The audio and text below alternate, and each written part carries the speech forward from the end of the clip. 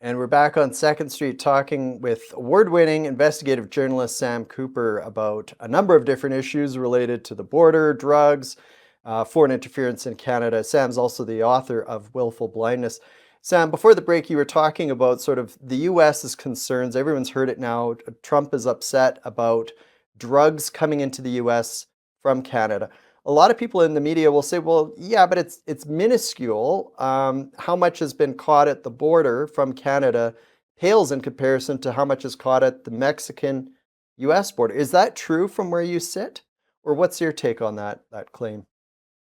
Yeah, well, it is true that a relatively small amount of fentanyl has been interdicted crossing the northern border into the United States.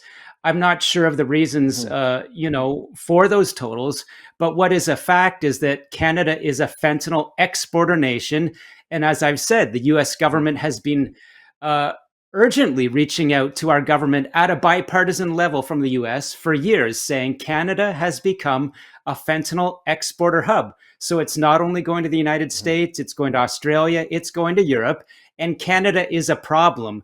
I do hear a lot of, I would say, from non experts, a lot of denials, when they point to a relatively small seizure level at the northern border.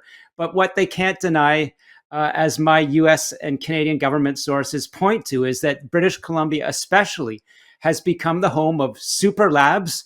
As an example, one of Hmm. these labs recently busted in rural BC was producing 95 million pills of fentanyl, and there was an outbound load destined for another country. This is confirmed by the RCMP. And as I know, that's a Hmm. US government triggered investigation. I'll give you a few more data points, to counter the Hmm. deniers here. At Vancouver's port, in 2020, over 1,000 kilograms of fentanyl precursors were seized by the CBSA in a seizure that, children's toys from China were the shell or the fake shell of this lethal industrial amounts of fentanyl precursors. And the other point here is that it's well documented by British Columbia police officials that less than 1% of containers coming into the British Columbia ports are searched.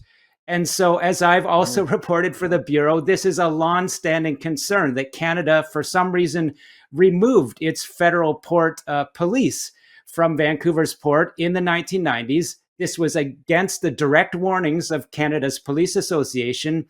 And the impact of that has been that elite international organized crime emanating from Hong Kong and China has a deep foothold, Hmm. as I've reported, in Vancouver's port. And it's the very same type of grip that is seen in Panama or the western coast of Mexico. So the theme I'm presenting is that, look, the US government, if we really step back here, is on a collision course with China. They see fentanyl dealing into North America as intentional, as hard as that is to believe on the part of Beijing. And they see Wow. weaknesses in countries like Canada and Mexico. So I do believe that those that are denying Canada's a problem in fentanyl are just not paying attention to the years of data points. Yeah, no, I think that, thank you for sharing all that data. I wonder, do you think it could be a problem that maybe they're not detecting it at the border, but they're detecting it in their country? Say they're busting, an operation in wherever, Texas, and they find a whole bunch of pills and they realize, hey, these came from BC. So they're not catching it at the border, but they're able to trace the supplies in the US back to Canada. Do you think that maybe that's part of it and why the US is so concerned about drugs coming into their country from Canada?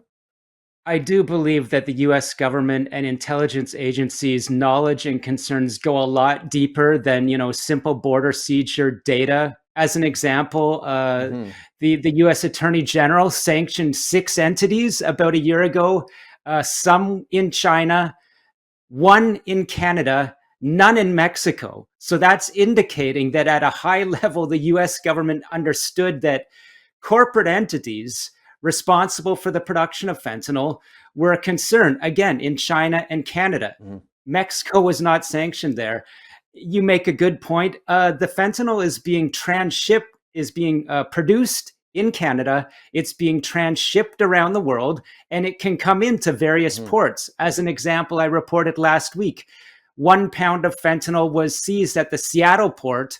And again, the US border officials said they believe that originated from Canada. So it wasn't a simple northern border land crossing issue there. It does go a lot deeper, I believe.